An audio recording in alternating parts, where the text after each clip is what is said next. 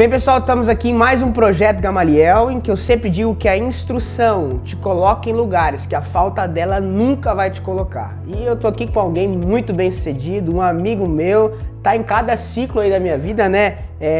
Pré-casamento, casamento, agora com um mês da minha bebê, né? Eli Soares, meu irmão, que honra te ter aqui, meu parceiro. Amigo, que bom, pastor. Prazer estar aqui mais uma vez, vendo de perto tudo que Deus está fazendo em Chapecó, através de uma visão que Ele entregou para a Getsemane em Chapecó. Que alegria, mano, poder cooperar um pouquinho com isso. Ontem foi maravilhoso, a quarta profética, e vamos nessa. Sensacional.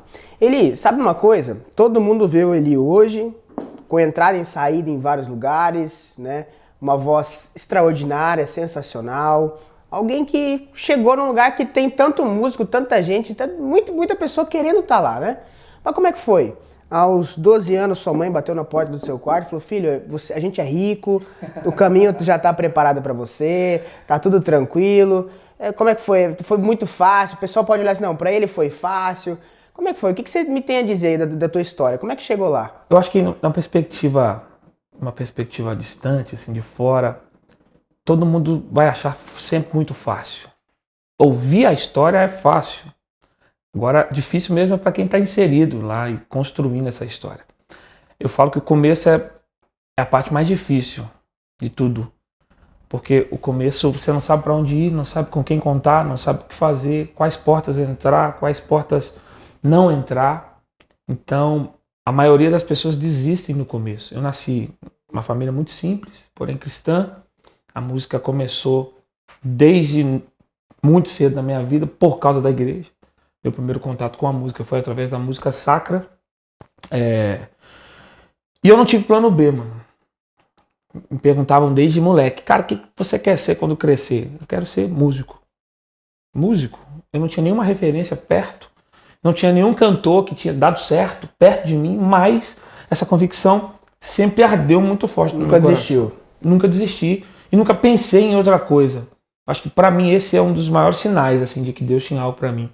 Aquele que perseverar até o fim vai alcançar a coroa da vida. Foi algo que sempre queimou dentro de mim, cara. Sempre. Eu nunca me imaginei fazendo outra coisa. Então eu não tive plano B.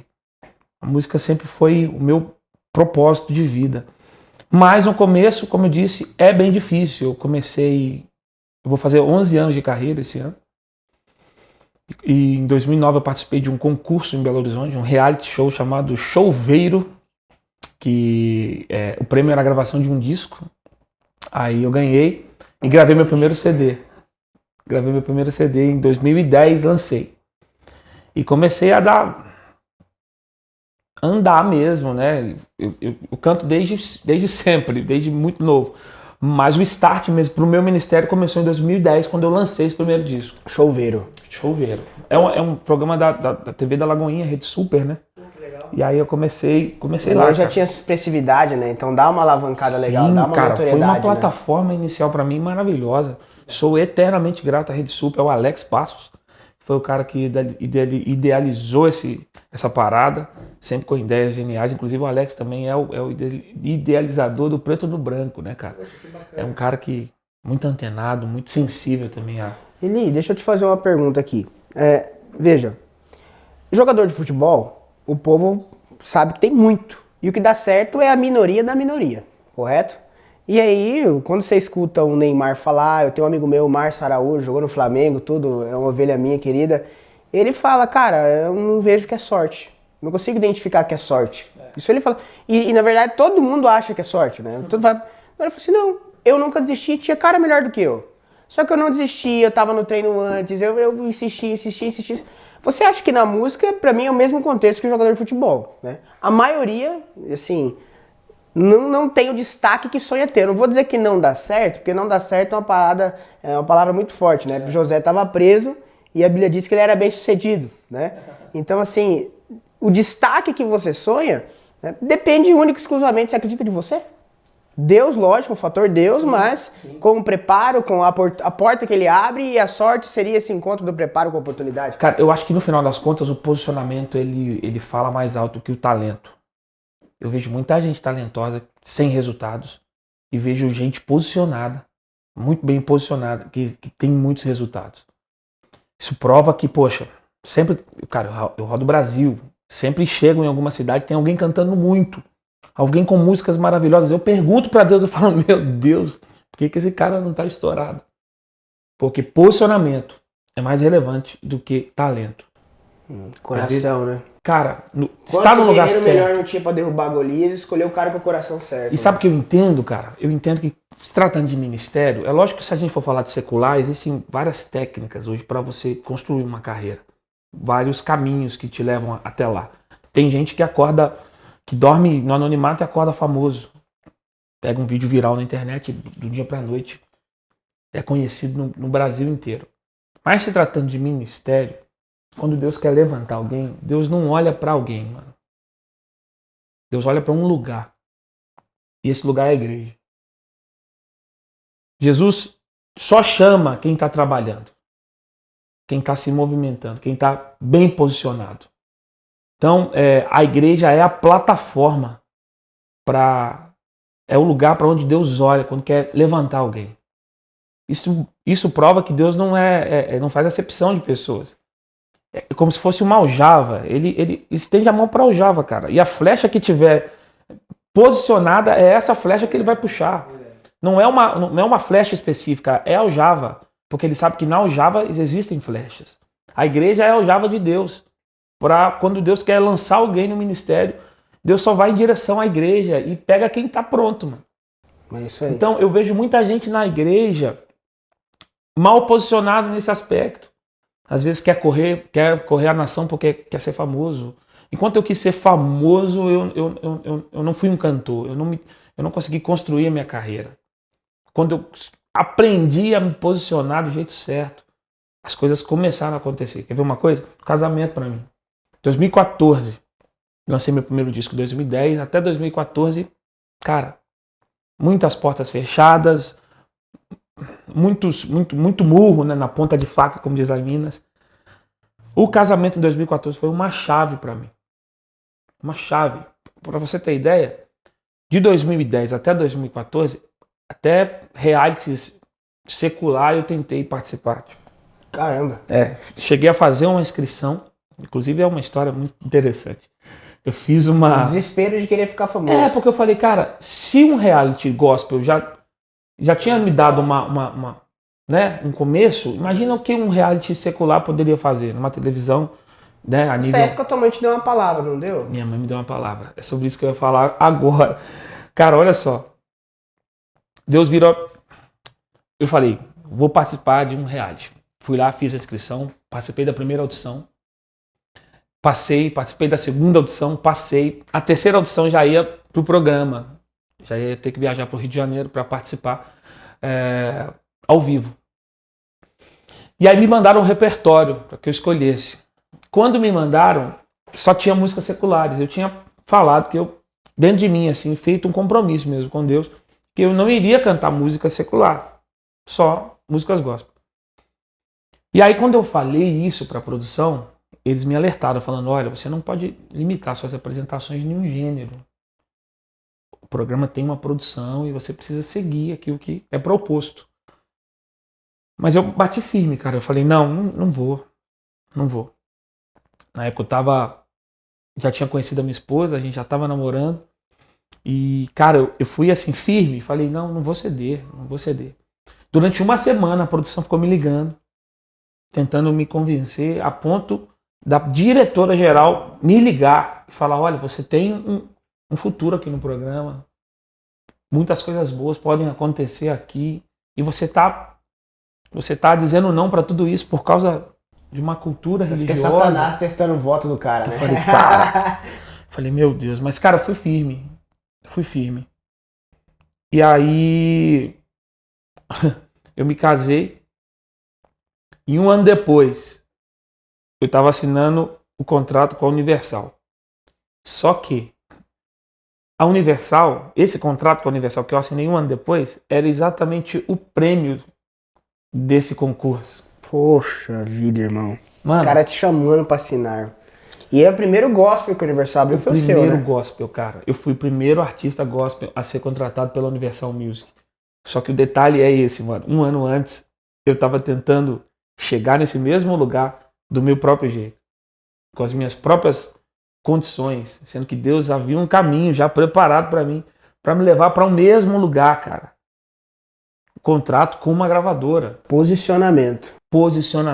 Disse não. E antes disso, e por quê? Por que eu tinha certeza? Porque antes disso, um ano antes dessa história de reality, a gente ficava passando uma situação muito complicada financeiramente na casa do meu pai, e eu resolvi entrar para uma banda de sertanejo para fazer back vocal. E aí, cara, a gente tava muito empolgado, porque, poxa, pensa num moleque de 17 para 18 anos ganhando um salário aí, sei lá, há 10 anos atrás de 20, 25 mil reais. Tá louco. Cara, e era essa a realidade, porque esse cantor sertanejo na época estava muito estourado. Como eu conhecia a banda, eu já estava mais relacionado ali com a galera da música em Belo Horizonte, eles me colocaram na gig. E eu aceitei, falei, cara, é de Deus. É agora, porque vou resolver o problema da minha casa, vou cantar, sempre tive promessa, Deus sempre falou que eu ia cantar em alguns lugares. Amém, é a hora. Mano, e fechei negócio, falei, tudo certo, vou pra cima, é o que Deus tem. Com Abraão e Agar, vou fazer aqui um filho, Deus já mandou, tipo tá? Isso, tipo isso. Nasce Ismael. Porque quando a gente quer, a gente tem a mania de colocar a promessa de Deus na nossa forma, né, cara? Na nossa condição. Nas nossas condições. E aí foi exatamente o que eu fiz. Não falei pra ninguém, fechei negócio, de manhã fiz uma reunião, à tarde cheguei em casa. Quando eu cheguei em casa, minha mãe estava com a Bíblia aberta, assim, sentada no sofá da sala. Eu nunca mais vou esquecer. Ela falou, meu filho, Deus me deu uma palavra hoje de manhã. E aí ela abriu a Bíblia em Isaías 31, que está escrito, ai daqueles que descem ao Egito para buscar socorro. Uou.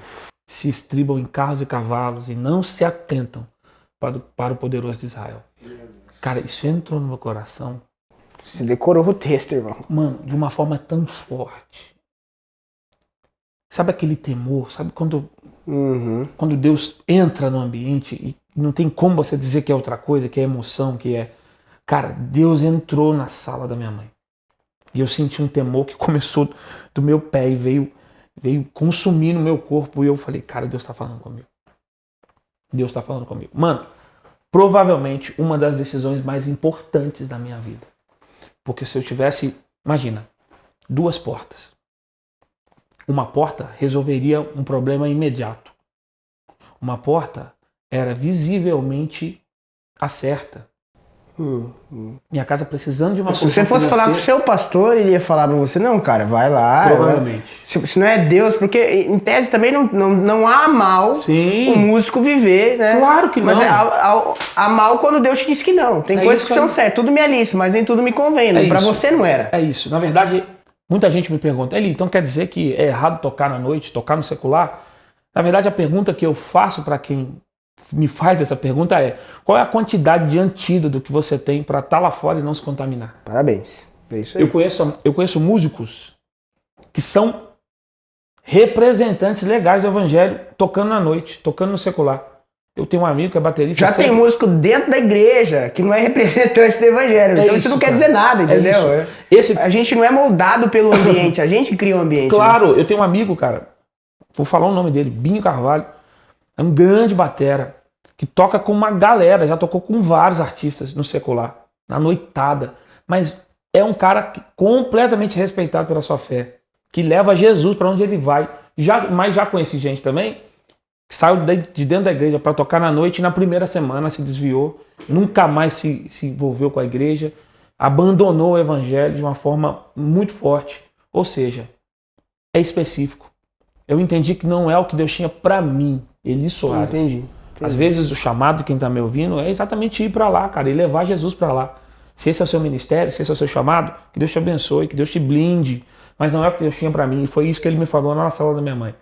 Ele falou, olha, para você não. Porque tem coisas que Deus vai pedir para você que Deus não pede para todo mundo. Exatamente. Imagina os discípulos. Cara, os discípulos passaram com Jesus e a multidão o dia inteiro.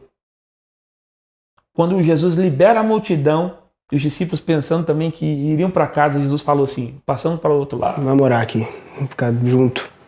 Imagina os discípulos, Jesus, mas eu também tô com fome igual a multidão. Eu também tô cansado igual a multidão. Por que você liberou a multidão e não liberou a gente? Sabe o que eu imagino, Eli? Eu imagino o seguinte, Abraão tomando um café com a turma lá.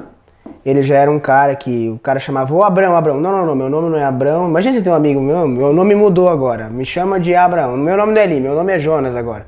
Tá, o cara já é um cara diferente, né? Ele já tá dizendo pra todos os amigos que o nome mudou. Então, né? É uma situação. Aí imagina ele tomando um café, ó, gente, eu tenho que ir pra casa agora, tenho que correr, porque amanhã eu vou sacrificar meu filho. Então assim, nem todo mundo vai entender a tua entrega. Porque Deus pediu pra você isso. Deus pediu pra você. É ali, Deus queria provar o teu coração. Porque isso pra você era importante. Tem coisa que ponto não é importante. E tem coisa que não se trata nem de ser pecado ou não. Às vezes não é nem isso, cara. Mas Deus vai requerer de você algumas coisas que Ele não requer de todo mundo. Porque aí entra aquela frase universal que toda mãe já nasce precetada com essa frase. Você não é todo mundo. Você não é todo mundo. Né, cara? E é uma realidade, cara. Jesus vai pedir algumas coisas pra nós que não pede pra todo mundo. E a gente precisa estar disposto, porque são níveis de relacionamento, cara. Quanto mais a gente se aproxima, mais sujeito a gente precisa estar a isso. De poder entregar para Deus algo que nem todo mundo entrega. Então, no meu caso, eu escutei a voz de Deus falando, para você não. O que eu tenho para você é diferente. E eu falando sobre as portas, se eu tivesse entrado por essa porta, talvez eu nem estaria aqui hoje. Ou talvez eu teria atrasado todo o processo de Deus na minha vida. Uma escolha, cara, num tempo muito difícil. Geralmente, as escolhas mais difíceis e mais importantes da nossa vida virão nos momentos mais sensíveis, nos momentos mais delicados. A gente vai ter que tomar as decisões mais importantes da nossa vida. Essa decisão, com certeza, eu considero 3 decisões as mais importantes do meu ministério. Primeiro, quando eu aceitei a Cristo. Resolvi entregar minha vida para Ele, porque foi na minha infância. Segundo, quando eu disse esse não. E, cara, foi difícil dizer esse não. Foi difícil dizer não para algo que já era uma realidade. Esse não que foram 2 não, né? Pro reality e pra proposta do sertanejo, né? Sim, São 2 não, né? O não do reality mais pra frente já foi meio que... Eu falei, cara, se eu abrir mão de ganhar uma grana e cantar lá, fazer back no secular, eu não posso dizer sim agora. É como se fosse uma dieta, sabe? O cara deixa de comer uma trufa, um bolo de chocolate. Pra comer um chocolate fit depois. Pra comer, sabe? Não dá, né? Não vai. Eu falei, poxa, já que eu tô nessa parada, eu tô de verdade, mano. Se eu disse não lá, eu vou dizer não aqui e é isso que Deus vai fazer. E o meu casamento. Meu casamento foi talvez a chave, sabe assim, o start-stop, assim, pra começar tudo. Cara, eu sempre falo uma coisa ali, a minha vida mudou depois que eu casei. Prosperidade, todos os sentidos, portas escancararam na minha vida. Parece que Deus falou assim comigo, Lucas, pra que você quer tudo isso? Pra que você quer que eu estenda a mão? Pra que você quer que eu te abençoe? Cara, você tá sozinho, cara. Não vai dar. Você vai ficar muito louco, você vai se perder em meio a tanta coisa que eu vou te dar se você estiver sozinho, né? E com uma esposa, cara, eu sempre tive pra mim ali, que quando eu casasse não tem, é aquilo ali e acabou, e não tem volta, é perpétuo, né? E Deus analisa isso e estende a mão, cara, um Deus que luta pela família, né? Olha, eu acho que eu nunca falei isso na internet. Quando eu conheci a minha esposa, com 8 meses a gente já tinha marcado a data do casamento. Eu tinha um empresário na época, que hoje não tá mais comigo, ele me ofereceu uma grana alta para eu casar 2 anos depois. Eu estava lançando Casa de Deus e ele era meu empresário nessa época. Ele não era cristão, tinha uma experiência bem complicada com o casamento, já tinha se separado.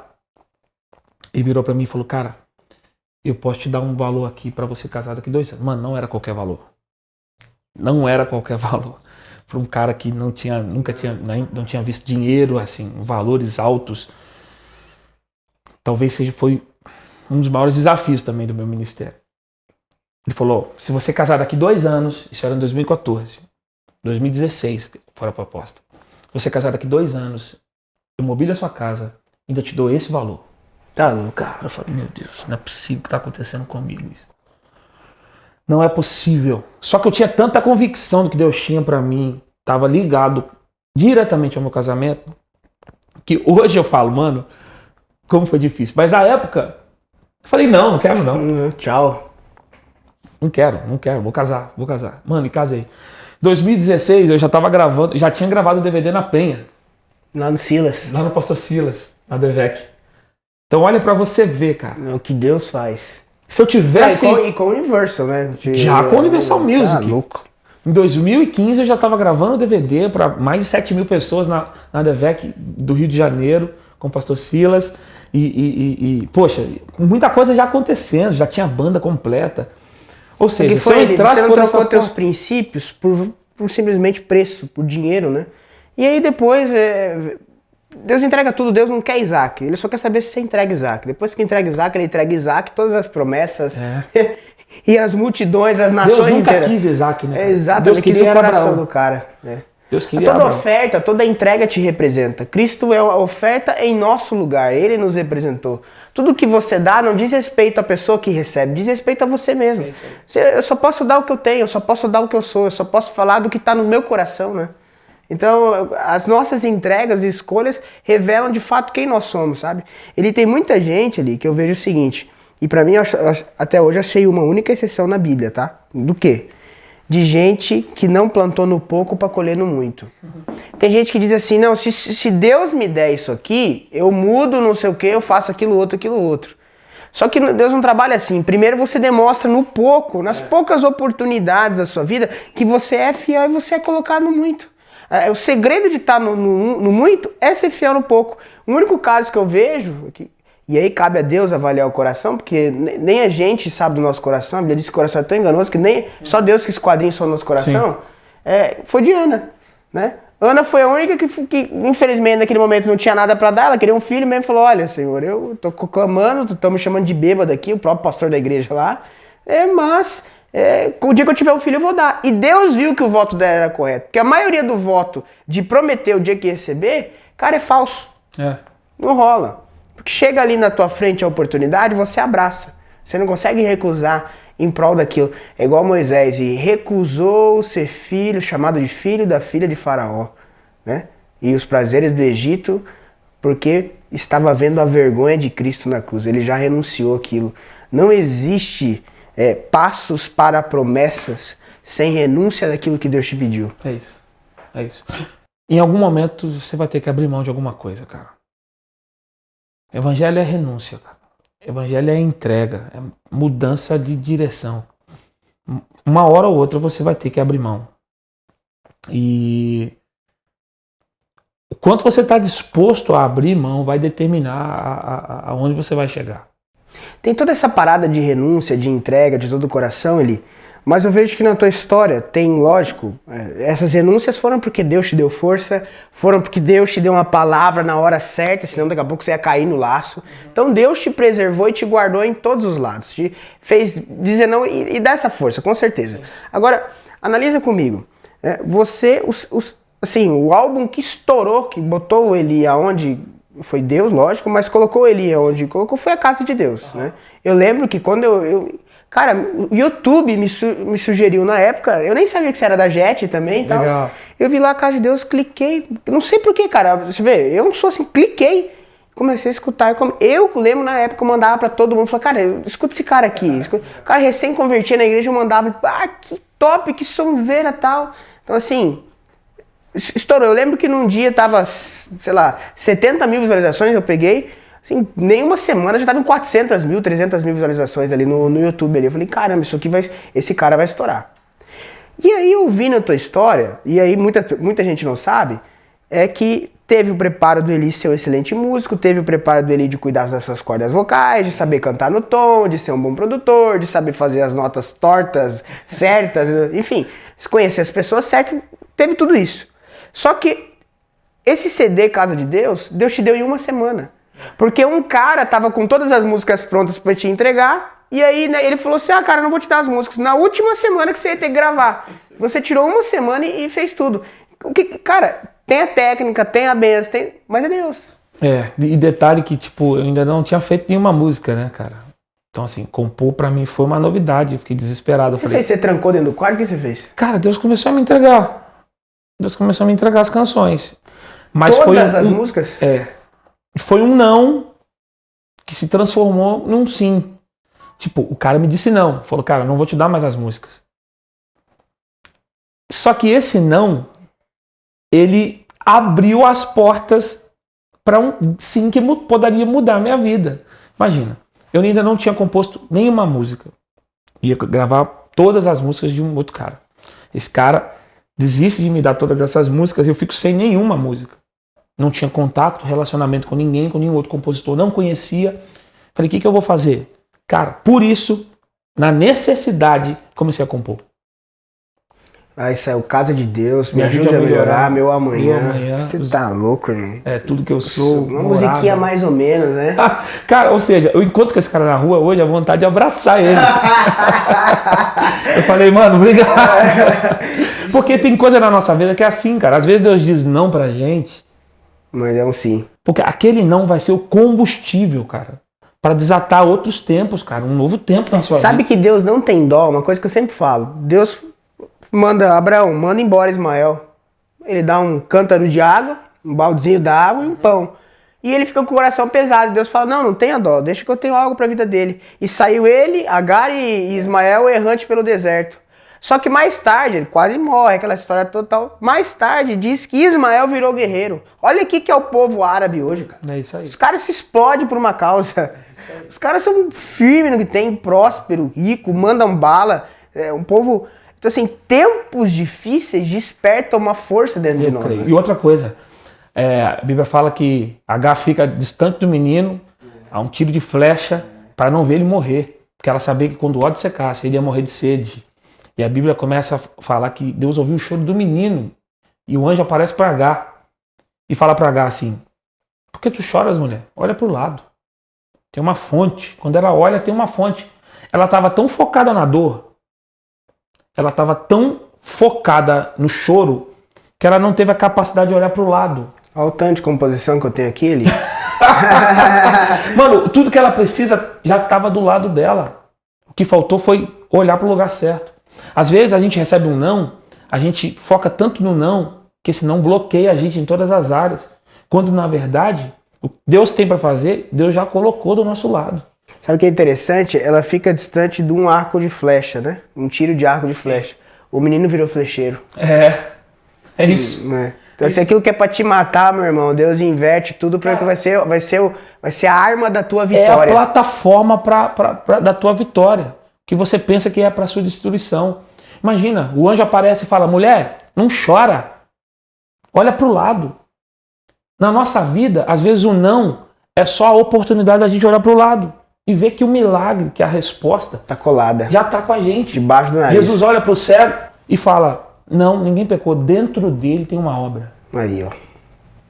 Cara, já tava dentro dele. Imagina o cego ouvindo isso, falando, dentro de mim, eu sou miserável, eu sou cego desde nascença. Como é que esse cara tá falando que dentro de mim existe uma obra? Que história é essa? Mano, Jesus já tinha visto o que nem aquele cara podia enxergar. Jesus já tinha visto dentro dele. Então, gente, isso é muito forte. Quem sabe você não tá vendo, mas eu quero dizer, Jesus tá vendo dentro de você, o que nem você talvez esteja vendo. Isso, tem uma obra, cara. Jesus falou, não é pecado. Isso aqui não é maldição pra glória hereditária. de Deus. Tem uma obra que quando se manifestar vai glorificar o nome de Deus. Aleluia. Aleluia. Cara, então assim, muita coisa que a gente pensa que é problema, para Deus é uma obra. A gente enxerga como um problema, para Deus é uma obra. É uma oportunidade para se manifestar. Espinho na carne de Paulo, né? Fez ele orar 3 vezes e Deus falar com ele assim, minha graça te basta e o meu poder se aperfeiçoa na tua fraqueza. A lepra de Naamã fez o cara sair do lugar e ter um encontro com Deus. Toda dificuldade, na verdade, é uma oportunidade. É uma oportunidade. Então o que você chama de dificuldade para Deus é uma oportunidade de se manifestar, de se revelar ao mundo através de um milagre. Como conhecer um Deus que cura sem uma enfermidade? Como conhecer um Deus que ressuscita sem a morte? Deixa eu te falar uma coisa. Ontem tava o nosso batera aqui, tava jantando junto, ele falou, ele é do interior de Minas lá, e ele falou, cara, o Eli continua na mesma humildade que tinha lá atrás. Isso é uma coisa que a gente tem muitos amigos em comum e todos falam a mesma coisa de você, dessa questão da humildade. Então, tem um provérbio que diz, sejam outras bocas que te elogiem, né? Então tá aqui esse elogio. E uma coisa muito interessante, ele falou, cara, o Eli, na época ele não era fácil, ele não estava estourado, né? Ele falou, então assim, não era fácil arrumar um baterista, não era fácil arrumar um músico. Deixa eu te perguntar, da tua vida assim, cara, você tem uma história assim de dificuldade que te marcou, aquele ponto que você fala, não é possível, irmão. Cara, não acredito que eu tô passando isso aqui, não acredito, assim, que você chegou lá, fugiu do Egito e chegou, tem o mar, o que eu vou fazer aqui, sim, irmão? Sim. Tem uma história assim que me marcou, que daqui a pouco alguém tá falando, mas beleza, foi sim, produtora e tal, mas eu duvido, que eu tô aqui nessa situação, eu duvido, eu não tenho produtor, quem que vai me ligar? Cara, eu acho que, como eu disse no começo, hoje é fácil acreditar, né, cara? As pessoas olham para os seus resultados atuais e é fácil acreditar em você, é fácil te elogiar. O problema é fazer isso lá atrás, né? Quando você só tinha a promessa.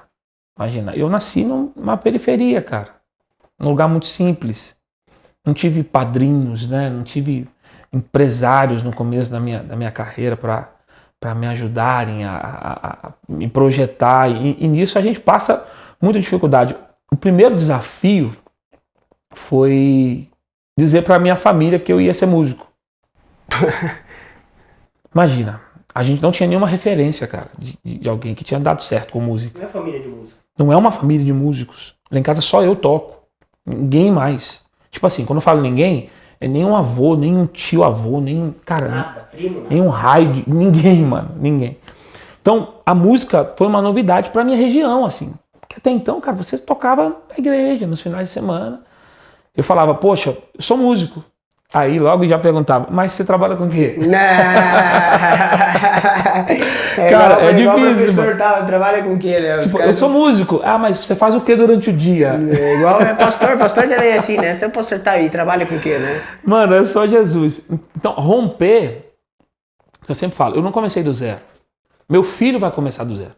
Eu comecei do menos 10, né? Entendeu? Eu comecei no cheque especial. Entendi. É porque existe toda uma questão de mentalidade. As maiores barreiras, às vezes, não são nem materiais, financeiras. É cabeça, né? As maiores barreiras que nós temos são Os cegos perseguiram Jesus até a porta da casa dele. E Jesus olhou e falou assim, seja feito conforme a fé de vocês. É feito conforme a tua crença. É isso, cara. E aí existe uma coisa muito séria. Eu sempre, é por isso que eu creio em profeta, mano. Eu não aceito ninguém falando mal de profecia, zoando profecia, porque eu sou fruto disso. Eu sou fruto de gente chegar pra mim e falar, olha, Deus vai te levar nessa nação inteira. Você vai conhecer muita gente vai ser abençoada através das suas músicas. Quando eu nem cantava na igreja publicamente, cantava em casa. Ouvi isso há, sei lá, 20 anos atrás. Cara, você fala, mano, é impossível. Aí eu aprendi algo. Jesus, quando manda o cego se lavar no tanque, Jesus não dá direção para o cego. Mas imagina, Jesus fala, vai lá e lava. Ele simplesmente obedece e sai em direção ao tanque. Tanque de Siloé, né? Tanque de Siloé. Mano, como ele sabia a direção do tanque? Se ele era cego de nascença?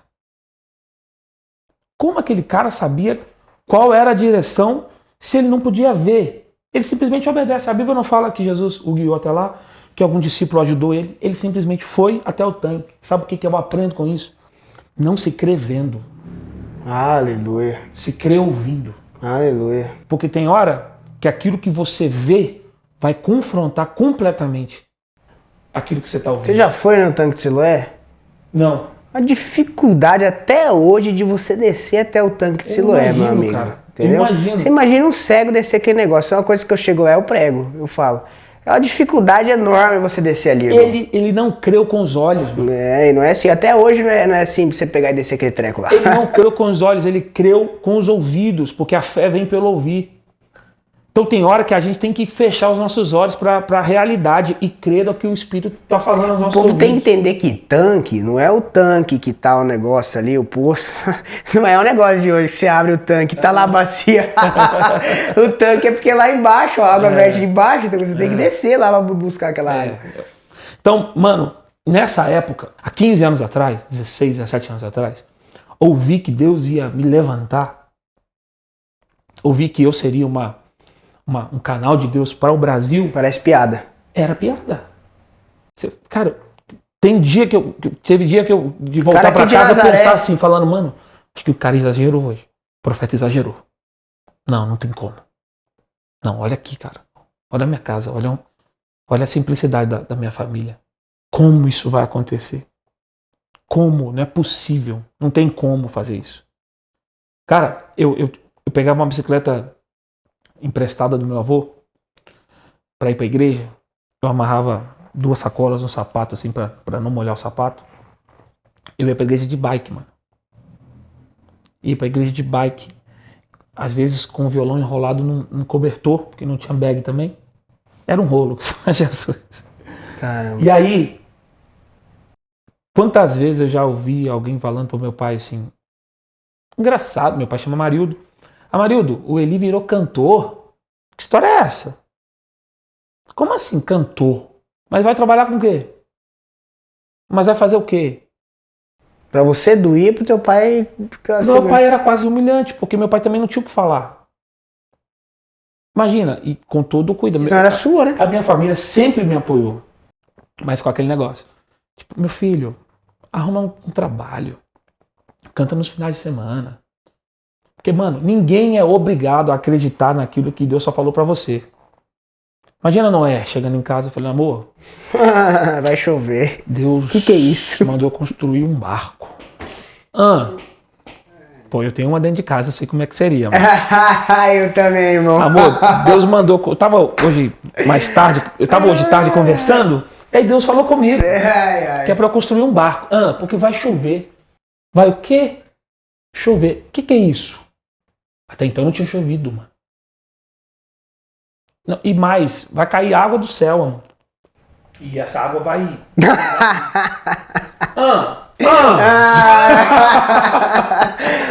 Imagina Noé tendo que comprar essa briga. Cara, a mulher de Noé e a família de Noé não tinha a obrigação de acreditar, porque Deus só tinha falado para Noé. Você acha que Abraão falou para Sara que ia sacrificar? Ela não foi nem para sacrificar. Não devia saber, né? Como que você vai sacrificar o seu filho e falar vai pra mãe? Não, vai falar pra mãe. Vai falar pra mãe, ô mulher. Sara, lembra do filho da sua velhice? Aquele que 100 anos, lembra? Deus falou comigo. É que é pra entregar ele. Mano, imagina. Maria. O Espírito Santo, o anjo aparece pra Maria e fala, olha, você vai dar luz a um filho, vai ser Jesus. Explica pra José agora. Explica pra José. Mano, José sai de casa. E ele só acreditou porque o anjo apareceu pra ele também. Não tem como você querer colocar na cabeça das pessoas e fazer com que as pessoas acreditem naquilo que Deus só falou pra você, cara. Então, eu entendi isso desde muito novo. Falei, cara, essa briga é minha. As pessoas não têm que acreditar. Agora, eu posso ser o motivo para que essas pessoas acreditem. Glória a Deus, e tem sido. Olhando pra mim, se as pessoas podem falar assim, olha, Deus não falou comigo, mas eu consigo ver Deus através disso. Aleluia. Eu acredito que Noé estava tão engajado que ele começou a construir sozinho, cara. Eu sabia que Deus falou, cara. Ele começou a construir sozinho. Aí a família falou, sério. Meu irmão... Deus falou com ele mesmo, então vamos ajudar. Vamos ajudar que Deus já falou fiz com ele. muita coisa na minha vida, eu sempre falo isso, sem dinheiro, mas nunca sem uma palavra, irmão. É isso. Nunca, já fiz sem saber como, mas nunca sem uma palavra. Se eu tenho uma palavra, se você tem uma palavra, independente da tua realidade, quem tá olhando, você tem tudo. Céus e terra passam, mas a palavra não passa. E não tenta comprar uma briga sem ter uma palavra também, não, que dá muito ruim. Exatamente, não vai inventar a palavra. Ai daquele que fala que Deus não falou, você vai sofrer o ai aí. E você compra sozinho, né, cara? Você enfrenta sozinho. Imagina Noé enfrentar uma empreitada dessa sozinho. Se fosse uma coisa da cabeça dele. Apego. E Deus, quando te chama, por mais louca que seja, por mais improvável que pareça, cara, ele viabiliza. Ele financia. Cara, a responsabilidade é dele, dá um jeito. O que ele precisa de nós é só a nossa disponibilidade. Se ele fala, de um jeito ou de outro ele faz, mano. Porque ele é Deus. Então, eu sou prova viva disso, sabe, mano? Talvez esse começo foi o tempo mais difícil, assim. É lógico que para cada nível, né, existe um desafio. Então, todo o nível que Davi ia subir, ele enfrentava um problema. Enfrentou Golias, depois enfrentou os filisteus, depois enfrentou sua própria casa. Mas pode olhar que todo nível que Davi ia acessar precedia de uma guerra, mano. precedia de uma batalha. Então, se você quer... Uma vez um profeta disse isso para mim no interior de São Paulo. Ele falou, você é Davi, mas se prepare porque você vai enfrentar gigantes. Você vai enfrentar ursos. Eu vi um pregador uma vez, ele falou uma coisa muito interessante.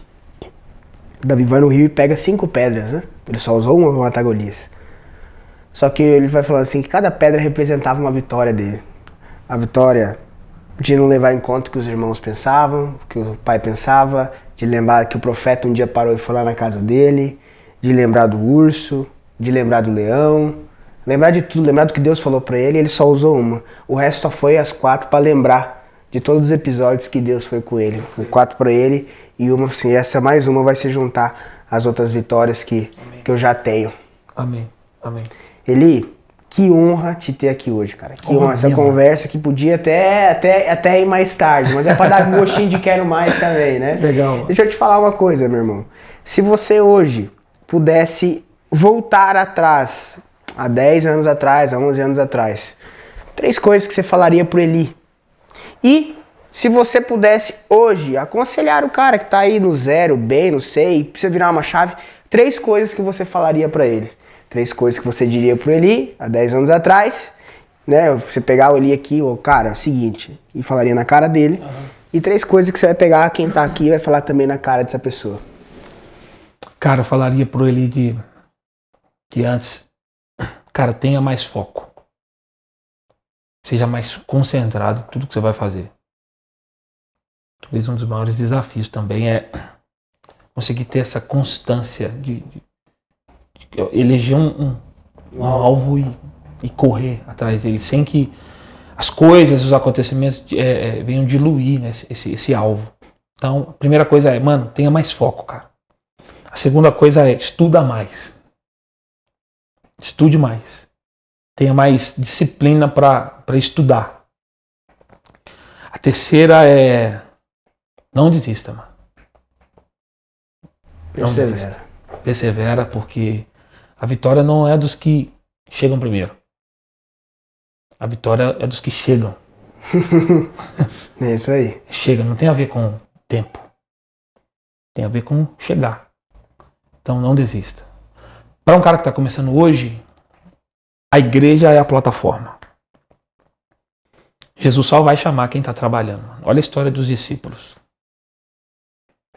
Jesus só chamava quem já estava trabalhando de alguma forma. Deus não chama preguiçoso. Deus não tem compromisso com preguiçoso. A segunda coisa é, se especialize. Se especialize no que você se propõe a fazer. Deus vai chamar quem está trabalhando, mas é necessário também a parte técnica. É muito importante. Eu vejo muita gente se preocupando só com o espiritual. Também vejo muita gente se preocupando só com a técnica. Mas esses dois precisam estar alinhados, porque o odre precisa estar pronto. Para aguentar o fermento. Para aguentar o fermento. Então, cabe a mim e a você fazer a nossa parte, cara. Deus não vai fazer isso. É te preparar, correr atrás, se capacitar. E a última coisa é, olhe para Jesus, mano. Não olhe para as pessoas, não olhe para as adversidades. Olhe para Cristo. Tenha Cristo como seu foco, como seu centro, para você fazer sempre a vontade dele. Amém. Eli, tem uma coisa, e a gente vai encerrar, que eu queria falar, que é sensacional.